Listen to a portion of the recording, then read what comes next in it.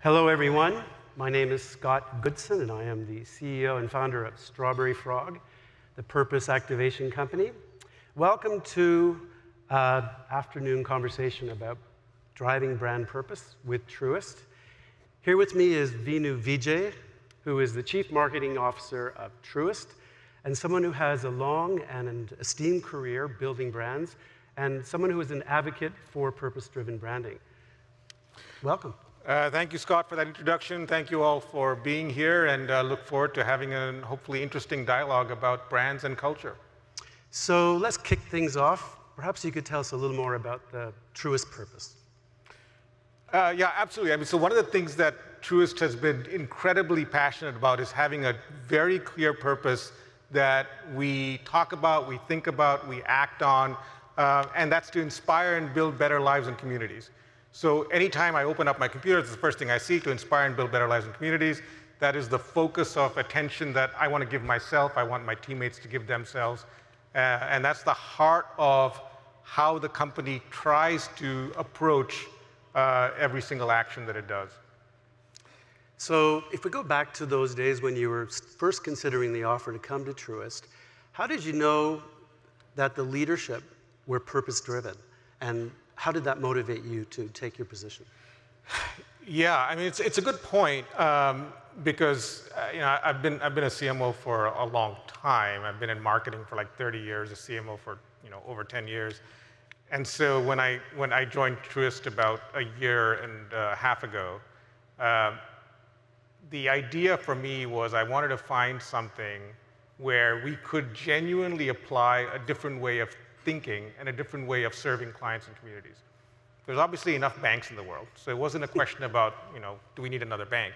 The real question was, can we find a collective commitment to something greater? And that's what I saw at Truist. In the easy conversations, talking to our CEO, Bill Rogers, or any of our executive leaders. In fact, he was here yesterday speaking on the same subject. The first thing he will talk about is purpose. The why, and from there he grounds himself on, okay, so what is the implication to you and to the other decisions we have to make, and that was obvious, and so yeah, that's what brought me in. It must be very motivating when you have top leaders that are already there versus you having to push up the idea of purpose to the top. For sure, I don't think you can. I think you have to have leaders that are committed to it, because it is one of those things that is not so easy to talk about and easy to believe in, because it is a little soft, it is a little esoteric. You've heard lots of companies talk about purpose, so there's a lack of believability sometimes in it. So the authenticness of it is what makes it special, not just having one. Everybody's got a purpose.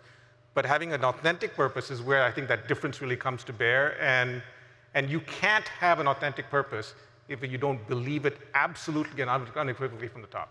And I guess leaders, especially financial institutions, are seeing that, both people working for their companies and people who buy from them are actually engaging with and being triggered to purchase because of purpose. I mean, the new Purpose Power Index that was just released, which is the largest empirical study of purpose brands, said that I think more than 80% of people are willing to work for or buy from a purpose-driven organization. Why is that?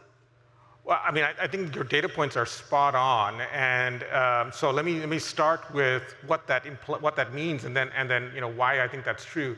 I mean, you're absolutely right. I mean, purpose can be a very, very tangible thing for teammates and for clients and for communities in terms of business outcomes. So it is not simply a thing. Now, why is that today? To your point. It used to be, if you think about banking, from really 100 years ago to maybe up to 30 years ago, it was really about security, safety. Like the visual image you get when you think about a bank is the big, thick building that housed your money, marble. The marble building with the 6-inch walls. That's banking, with security and safety. And then we sort of moved from that ethos to something that's really became about scale. Like it's not just that you have safety and security, but it's just the sheer ubiquity of banks being everywhere, the nationalization of banks. And so the visual image you think of in that era is like the 60-story building, the giant building in the middle of town that represents the scale and potential of that bank franchise. I think we evolved from that, so yes, scale, yes, security, and then moved into this environment that it really became about digital utility, having the functionality of banks suddenly be transposed onto your 6-inch mobile phone and be able to do extraordinary things with it. And we truly are in a world and an era right now where you can do extraordinary banking with your phone. It's incredible. So functionally, we're at I think, a fantastic place. I think that era has changed to what we are in today. And that era today, if I keep this thread of sixes, it's like the 6 degrees of separation, like multiplied, in that we're starting to recognize that how my well-being is affected by what you do, and your well-being is affected by what somebody else does, and we can't extricate ourselves from it. We can't close walls from that reality that our well-being is totally dependent on the ecosystem and other people's actions. And in that environment, where I think we're in that environment now, what becomes really important for banks and really for companies in general is the purpose question. It's the why. Because unless we are able to galvanize people towards a common cause, then what you're left with is, yes, security, yes, scale, yes, functional excellence, but no to meaning. And that last part is going to hurt, especially now in terms of how you recruit, in terms of your own well-being, in terms of the well-being of communities. And so I think that's where we are in financial services today. And we're fortunate at Truist that our entry into this universe started at a time when we can lean into that in a more intentional way than maybe anybody else. Do you think that I love that point you made. Do you think that it's a transition from do this because I tell you to do this to a period of we do this because we all want to do this because it's important to all of us? Is that a kind of evolution from the, say social media world where you have all these people connecting with others, and now it's moving into this world where they're seeing that their interests are interconnected? Is that what you think? Yeah, I think that's right. I mean, I think we're all searching. I mean, there's now enough conversation around, unless you can ask and answer your personal why and connect your personal why to some greater collective why, you're going to feel dissatisfied. And as a company that has tens of thousands of employees, or really any company, how do you make sure that both your teammates and your clients feel your why and can connect to it with their personal why? I think that's just incredibly important in today's age. So that gets me to another question, which is, I said that statistic about 80% of consumers and employees looking for higher purpose. So why is it, there was a paper written recently by McKinsey that said only 25% of CMOs are actually activating purpose. Why is there so few? What's going on? Yeah, well, well, because it's hard, but also, I think that's why we're on stage. Exactly. I think marketing is also, and CMO functions are also having to go through that evolution that sort of matches the evolution of industry.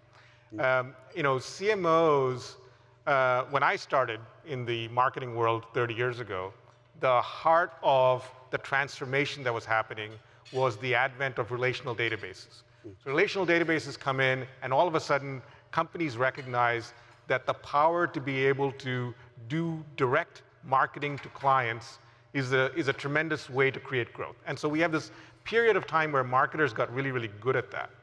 Then you sort of moved into this environment with the digitization that happened, where it really became about client experience. And I think that era has gone on for a long time and still exists to some degree, where marketers tend to be sort of client experience leaders in some way, because you're really trying to embed your narrative within the context of somebody's experience. And I think that will continue, but I think the era of now is the why era, and marketers have to get really comfortable connecting brand and purpose. Because if you can't connect your brand to your purpose, then you have a disconnect, a real disconnect between what people are actually feeling, both internally and externally, and what you're saying. And that can only survive for so long. And so, so I think marketers now have to really be able to lean into that question. It's hard, it's new, and it's, it's the additional problem with that is how do you talk about purpose without sounding trite? How do you find the right imagery, the right words, without sounding like you are, you're just spewing nonsense because you can't fall back on data or experience as a way to envelop it. So it's a hard challenge, but that's what makes it incredibly rewarding if you can get it right. Do you think that we're seeing a shift from brand, as we think of it in a traditional context, to purpose? Yes, I think the two are inexorably linked. So brand in the past, or well, you could sort of say what I'm focused on is generating brand awareness and generating brand consideration, and I can do that in isolation of who we actually are. And you can kind of get away with it because no one really cares who you actually are. Now I don't think you can make that distinction. I think people care who you actually are, both your teammates and the community and your clients. And so if your brand doesn't actually reflect that, it's never going to truly be believable. And that disconnect will start to fray the efficacy that a brand can have in driving outcome. So I do think it needs to be connected. I do think, again, it's hard. One of the points that we noticed when we did Truist is we were looking for white space. And where can we sort of play that's also authentic to us? And we noticed that in our industry, in financial services, functional attributes are provided quite well by a lot of banks. Like, you can get what you need from banking done pretty well today from a lot of players. What you can't get from anybody is the emotional attributes. People, despite getting excellent functional service, don't really trust their bank, don't have an emotional connection to their bank or their brand, and are left feeling like the bank is not in any way looking out for me, so I got to kind of look out for myself. So there is that enormous white space of a financial service organization which has such an enormous impact on your life and on your community is not a credible voice for emotional things. That's white space. So why can't we be that voice? And so that's what we've really leaned into because it's actually authentic to who we are. Our purpose is authentic to who we are. And so our current tagline reflects this reality. We translated the notion of our purpose to inspire and build better lives into one word that is actually already a word we already use within our purpose, mission, values framing, and that word is care. Care is a big word. It's got a lot of stuff in it. And we've sort of leaned into care and said, if you started with care, what happens in banking? And we think a lot of different things can happen in the way that you create products, in the decisions you make around how you service, in the way that you engage clients, in the way that you think about how you create your value propositions. All of that can stem from care, how you treat your employees. And so our framing is when you start with care, you get a different kind of bank. And it is on that firm belief that if you start with a real purpose intention, something magical happens beyond functional excellence, which is now table stakes. So are you seeing with care some business objectives starting to be realized? Yeah. So we announced a couple of months ago that we're going to be rolling out a new checking product called Truist One. And it's a game-changing way of developing a checking product. It's the construct, and we won't be able to get through all of it here, but the fundamental construct of it is it's a one and done. You get it, and it grows with you as you grow. And that's unusual, different, grounded in a belief that if we do things, if we think about what really matters, we do things with care, even if it's complicated and difficult, the outcome is something material for clients. And there's many, many examples like that that are now manifesting as a result of that thought process. I think that's fascinating. I mean, that red thread will inspire innovation. It'll inspire behaviors and new types of thinking in the organization. Yeah. That's your vision. That's right. I mean, Yeah. you know, as a leader of an agency, that one of the worst things you can tell a creative director is any choice is yours. There's no boundaries. Because when there's no boundaries, you have nothing to bounce off of. Right. You end up with like, I don't know how to answer that. There's no boundaries. Right. What CARE gives us is the rails, our boundaries under which our decisions get made. Super focused question. That's right. Needs an answer. Yeah, that's great. Did we start with CARE, and is that creating a different kind of bank? Those are clear rails under which we can make decisions and inspire new creativity, and that's what we're trying to do.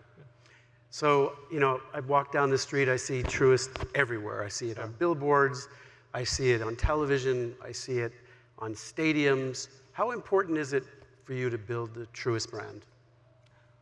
Well, super important for my day job, but just let's break it down. I mean, we are a very scaled bank. We're a large bank. And the other large banks, and you know who they are, have close to 100% brand awareness. They've been around a long time. So as a new brand, that's kind of where we need to get to. We need to get to close to 100% brand awareness.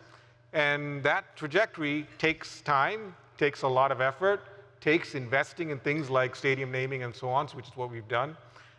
So yeah, we're absolutely on that journey to be in the top 3 to 5 brands from an awareness perspective, as well as from a consideration perspective. And that's, you know, in our ecosystem where there are a few very big brands, that's a tall order, but it requires investment, and we're on our way. Well, you have a great track record of building great brands in this category. So the role of Chief Marketing Officer and marketing in general is under great change. Yeah. What do you think is the future of the CMO, the future of marketing? Yeah.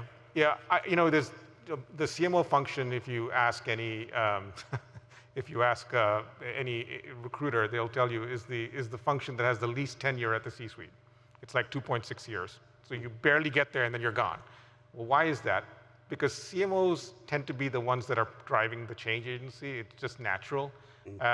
And what change is required has evolved over time. Again, it used to be that at one point you would think about a CMO in the context of driving acquisition. In some other places, you'll think about the CMO as driving client experience. In the others, you'll think about CMOs running advertising campaigns or whatever it may be. But regardless of what they're doing, it tends to be a function that has to be part of the change agency of the company. And different companies sort of use that function in different ways to achieve that objective. For us, the way I'm thinking about it is absolutely around the idea of, can we help our company fulfill on its why, on its purpose, through helping frame and drive how our teammates, our clients, and our communities understand what a bank can actually be for them. So Vinoo, when you're sitting on the round table in Bill's office and you're having these conversations with him about what you're going to do next, what keeps you centered? Probably my purpose. You know, one of the things that we do as a company at Truist is we have something called the Truist Leadership Institute. And the Truist Leadership Institute actually encourages you to find your own purpose and write it down, like literally write it down. Because if you write it down, then it internalizes in a way that nothing else can. And we encourage people to do that because we know that in order for our purpose as a company to work, we need people to be able to see their personal purpose and align it to ours. And if they can do that, then we're going to have success. And so that's no different for me as it is for anybody else. You know, if I'm able to align my personal purpose with the company's purpose, then magic happens. You know, you're in the game to win. And if not, it's not going to work. And my personal purpose is to bring to bring care and joy to my daily interactions. And that's my personal purpose because I kind of feel like our life is just a series of little mini interactions. And as long as I feel like I've imbued a little bit of care, a little bit of joy into somebody else in that interaction, add it up, and that's my personal care and joy. And so for me, because that's my personal purpose, being able to translate that for the company into the company embracing care as its core attribute is fantastic. Do you think, I mean, when you came up with your own purpose, Yeah. was there something in your life that you had a moment where you realized that I need a purpose, or was there some moment, because typically when you have a purpose, you have to have gone either through something.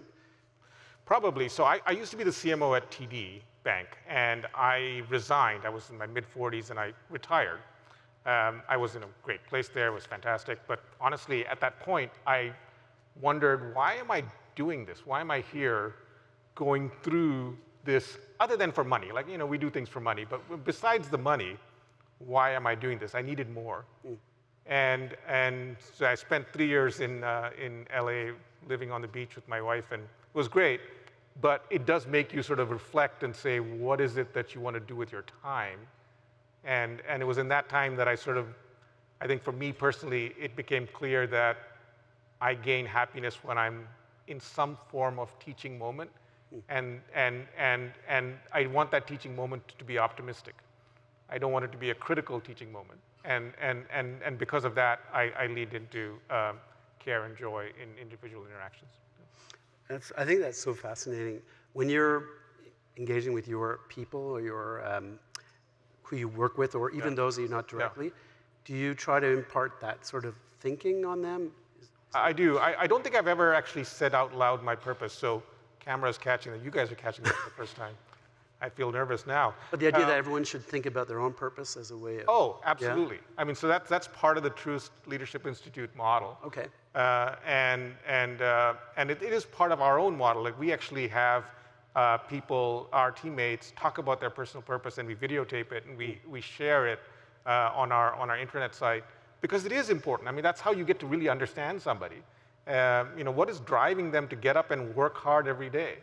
You know, there's something, and it's usually a combination of things. You know, you do things for family, you do things for friends, you do things for you know, just having a good life, sort of a comfortable life. But there's something beneath that has to be the grounding factor. It exists in everybody, and what we hope to do is encourage people to ask themselves to expose it to themselves more. I think that's great, just getting people to think that thought. Yeah. I'm going to open it up for some questions in a moment to the audience, but before I do, I have one last question, which is, how important is creativity or experimentation as a way of releasing or unleashing purpose? Yeah. I think it's super important. Like I said, one of the challenges with the space that we've picked, which I think is a fantastic, authentic space that will matter to people, is it's very hard to show visuals and very hard to have language that breaks through the clutter. Yeah. One of the conversations I had early on when I was describing this to our executives, this idea, this white space idea, was the natural question. So you're going to just show us in the community, like, you know, handing out money? Haven't we seen that 1,000 times? Well, no, we're not going to do that. But that's a natural reaction because it's hard to break through. And in order to, and you know as well as I do, breaking through means you got to be prepared and willing to go up to bat and swing at things that you might miss. And unless you're willing to do that, you're not going to have the big swing. You're never going to have the real breakthrough. And we're willing to do that. You know, we've had at least one thing that I'm not super proud of, but I am super proud that we stepped up and took a big swing, because that's what it takes. And I know that consistency with that will yield us the breakthrough awareness and consideration that we expect, and that it will be reinforcing within our own teammate base.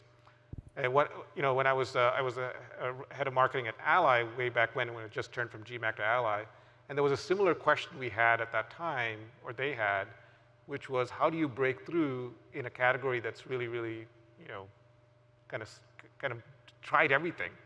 And Ally tried this very different approach of using kids to sort of demonstrate the pain of banking. So I know it's possible, and we've had, you know, a couple of really interesting lean-ins into that kind and beyond success, which I'm really proud of, and there's more coming. and it hasn't been released yet, but I'm really excited about it, and I know you know about it since your team did it. Actually, as you were speaking, I was thinking of Carol Dweck. She's a professor at Stanford, and she came up with the concept of the growth mindset. Yeah. And one of the key sort of elements of that is the idea of trial, fail, but never giving up. Yeah. And building the culture of being able to experiment in order to get to a better place. Because if you try and you fail and you stop, then you don't really get to a better place. Right. So I'm going to turn to the audience. If there's anyone in the audience who would like to ask a question.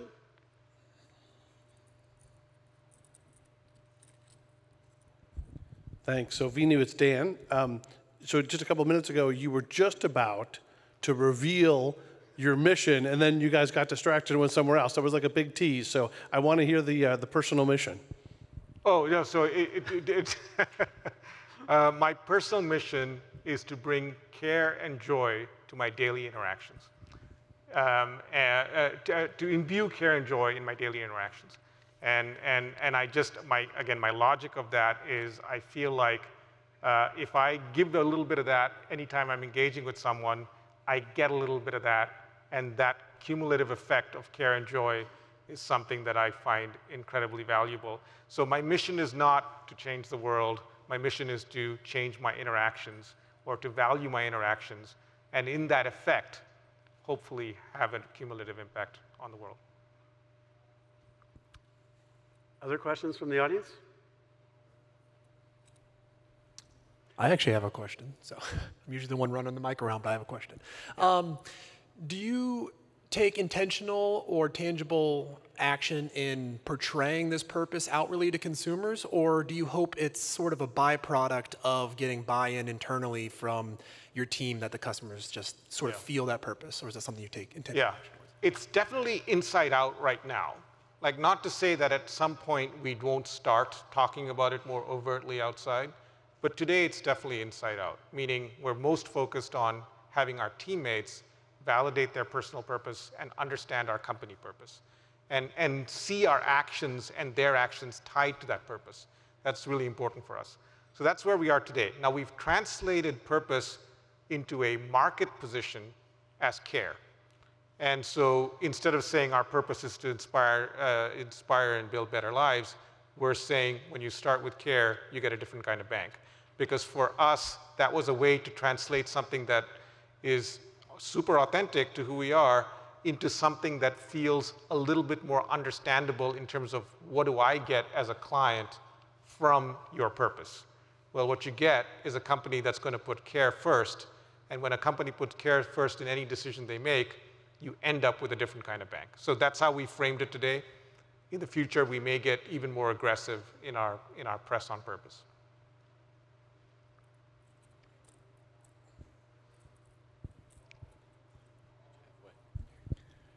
Hey, so I'm going to start my question with a statement and then lead into it. I'm with a startup company right now, and we formed out of a necessity in the industry we're in to where we didn't really build a purpose or a mission, but we had people with a common purpose and mission to where we now have to inorganically go back and build that mission statement.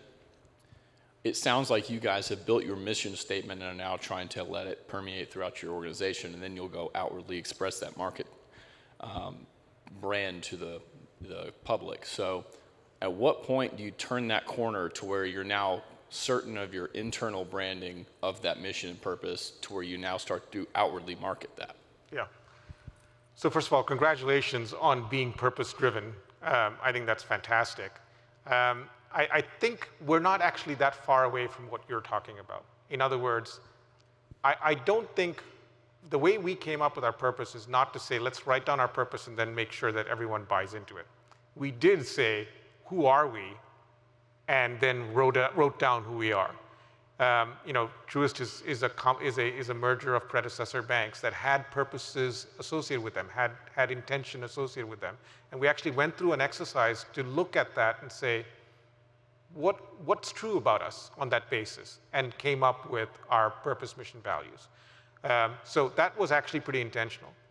The sort of the move from there to how do we market and got to the care place was also very much based on what is foundationally true about us.